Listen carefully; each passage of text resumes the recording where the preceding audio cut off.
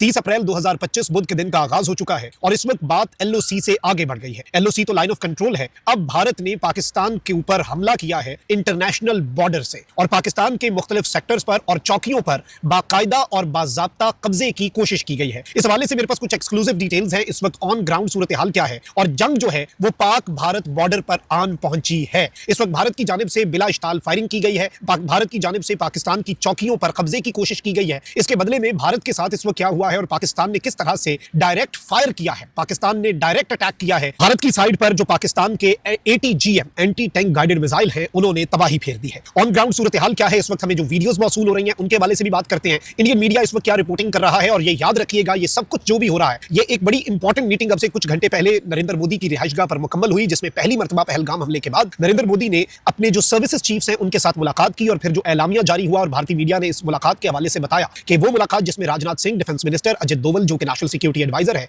CDS chief of defence staff, army, air और naval chief, ये सब शरीक थे। इस मीटिंग के अंदर नरेंद्र मोदी ने भारत की तीनों मुसल्लह अफवाज को जो फ्री हैंड है वो दिया है और भारत ने इस सब के अंदर एक बहुत वाज़ेह मैसेज दिया नरेंद्र मोदी ने उन्हें कि आप किसी भी तरह से अपनी मर्जी से जो आपको बेहतर लगे आप वो रिस्पॉन्स दे सकते हैं। अब ये सब कुछ जो भी हो रहा है नाज़रीन इकराम ये इंतहाई खतरनाक है, क्योंकि इस सब के अंदर नरेंद्र मोदी की रिहाइशगाह पर जैसे ये मीटिंग खत्म हुई तो उसके बाद बीजेपी जिस जमात के नजरियात पर चलती है वो आरएसएस है। आरएसएस की एक शाख है बीजेपी। तो आरएसएस का सरबराह नॉर्मली वजीर आजम के घर नहीं आया करता, तो आरएसएस का सरबराह भी नरेंद्र मोदी से मिलने आया। अब नरेंद्र मोदी ने कल जो है दिन में सीसीएस की मीटिंग बुला रखी है, कैबिनेट कमेटी ऑन सिक्योरिटी, और इस मीटिंग के अंदर नॉर्मली वो शामिल नहीं होते वजीर ट्रांसपोर्ट और वजीर सेहत और दीगर, लेकिन नरेंद्र मोदी ने इन्हें भी इस मीटिंग के अंदर इन्वाइट किया, जिससे ये बात समझ आती है कि वजीर रेलवे भी कि जी नरेंद्र मोदी एक लंबी जंग की तैयारी कर चुका है। अब इससे पहले लगातार 5 रातें जो है वो एलओसी के ऊपर बिला इश्ताल भारत की तरफ से फायरिंग की गई। भारत की तरफ से एलओसी के मुख्तलिफ सेक्टर जो हैं जिनमें लीपा सेक्टर पर लगातार, उसके अलावा समाहनी सेक्टर है, उसके अलावा नीलम है और दीगर सेक्टर्स हैं, वहां पर बिला इश्ताल फायरिंग की गई और बदतरीन किस्म का भारत ने जारियत का मुजाहरा किया। अनप्रोवोक्ड फायरिंग थी, फिर पाकिस्तान की जानिब से प्रिसीजन अटैक्स किए गए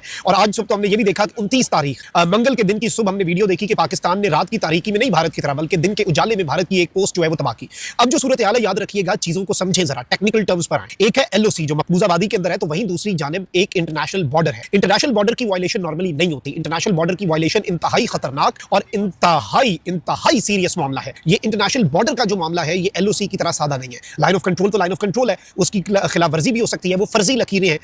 उनके मिटाए जाने के हवाले से भी बात हो सकती है। उसके ऊपर वो लिमिटेशंस इंटरनेशनल नहीं एप्लीकेबल जो कि इंटरनेशनल बॉर्डर के ऊपर है जो पाक भारत है। अब मैंने आपको सबसे पहले खबर दे दी थी और तकरीबन 16 घंटे पहले बताया था कि भारत इंटरनेशनल बॉर्डर के करीब भी अपने टैंक जो है और अपनी डिप्लॉयमेंट जो है वो बढ़ाता जा रहा है। अब एक ऐसे मौके पर जब नरेंद्र मोदी ने क्लीन चिट दी है, एक क्लियर कट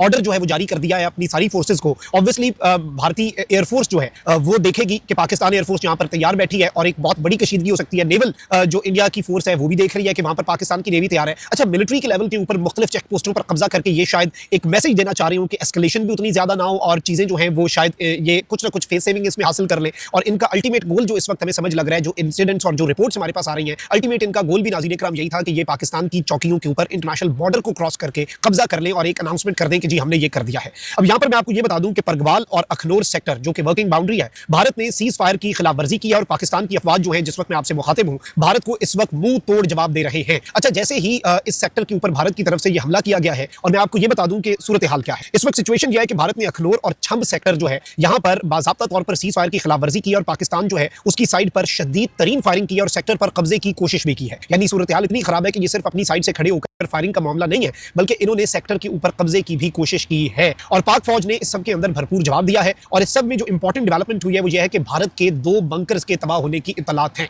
पाकिस्तान ने प्रिसीजन अटैक्स किए हैं और पाकिस्तान इस वक्त हैवी वेपन्स का इस्तेमाल करते हुए रिटेलिएट कर रहा है और एक बहुत स्ट्रॉन्ग और क्रशिंग रिप्लाई जो है वो इस वक्त दुश्मन को दे दिया गया है। अब यहाँ पर इंपॉर्टेंट चीज क्या है, भारतीय मीडिया जो है वो ये रिपोर्ट कर रहा है कि जी पाकिस्तान ने सीज फायर वायलेशन की है इंटरनेशनल बॉर्डर पर जम्मू के अखनौर सेक्टर परगवाल में, और भारतीय मीडिया ये कह रहा है कि पाकिस्तान ने बड़ा सीरियस काम कर दिया क्योंकि ये एलओसी नहीं है बल्कि इंटरनेशनल बॉर्डर है, इसलिए ये एक बहुत सीरियस एस्केलेशन है और बीएसएफ जो है बॉर्डर सिक्योरिटी फोर्स वो इस वक्त रिस्पॉन्ड कर रही है और क्लैशेस जो है वो ऑन गोइंग है। ये इंडियन मीडिया का इसके अंदर मौकफ है, ये इंडियन मीडिया का इसके अंदर स्टांस है and this is their position. वो ये पाकिस्तान के ऊपर पाकिस्तान को एक्यूज कर रहे हैं, ऑल्दो पाकिस्तान ये वाजे कर चुका है कि भाई सबके अंदर एस्केलेशन की ना पाकिस्तानी मीडिया बात कर रहा है ना पहल करने की। हम ये बात जरूर कर रहे हैं कि अगर आप जरा सा भी कुछ करेंगे तो हम उड़ा के रख देंगे और हम इस तरह की सूरत हाल करेंगे आपके साथ कि आपको लग समझ जाएगी और आपको एक बिफिटिंग रिप्लाई मिलेगा। वो पाकिस्तान दे रहा है लेकिन पहल पाकिस्तान के करने की तुक भी नहीं बनती क्योंकि अवेंज करना, बदला लेना जो है वो इस वक्त भारत के सर पर सवार है और बदले का ऐलान भी भारत की तरफ से ही किया जा रहा है, पाकिस्तान की तरफ से नहीं किया जा रहा। अब यहां पर मैं आपको ये बता दूं कि इस वक्त जो मेरे पास लेटेस्ट डेवलपमेंट आई है वो ये है कि एक इंडियन आर्मी पोस्ट जो है उसे बाज़ाब्ता तौर पर एक एटीजीएम की हिट करने से एंटी टैंक गाइडेड मिसाइल जो है,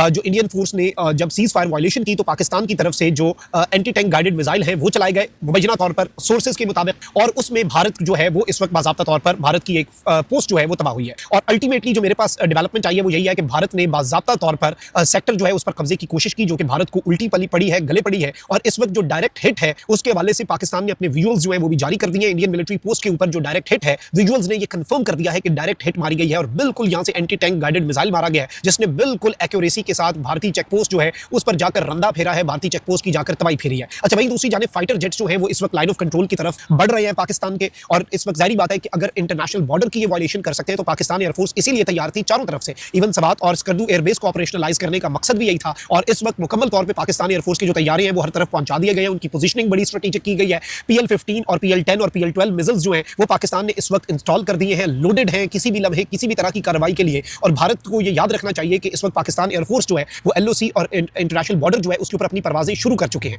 क्योंकि आज की रात भारत के तरफ से कोई बहुत बड़ा काम करने की भी इस वक्त एक्सपेक्टेशन है। और याद रखिएगा, LOC की वायलेशन, LOC पर जंग एक इतनी बड़ी चीज नहीं है जितना IB जो है इंटरनेशनल बॉर्डर उसकी वायलेशन है। इंटरनेशनल बॉर्डर की violation is something very big, very huge, and इसकी एस्केलेशन जो है वो गेम चेंजर हो सकती है, और ये सूरत हाल जो है ये बहुत ज्यादा आगे बढ़ सकती है। इसीलिए अक़वाम मुत्तहिदा के जो सेक्रेटरी जनरल हैं उन्होंने पाकिस्तान के वज़ीर आज़म जो है उनसे भी राब्ता किया, और पाकिस्तान ने ये बात वाज़ेह की कि हम पुरअमन रहना चाहते हैं, हमारा कोई ताल्लुक नहीं है पहलगाम से, हम इसकी शफ़ाफ़ाना तहक़ीक़ात का मुतालबा करते हैं। हम अक़वाम मुत्तहिदा पे प्रेशर डालते हैं कि जी अक़वाम मुत्तहिदा जो है वो मसला कश्मीर का मुनसिफ़ाना हल करवाए, और इसके साथ ही साथ ये मैसेज भी दे दिया कि हमारी सालमियत और हमारी खुद मुख्तारी के ऊपर कोई भी अटैक हुआ तो हम तुल के रख देंगे और हम फिर ऐसा जवाब देंगे। और ये मैसेज जा चुका है। याद रखिएगा, एक स्ट्राइक का बदला 4 स्ट्राइक से, एक मिसाइल का बदला 4 मिसाइलों से।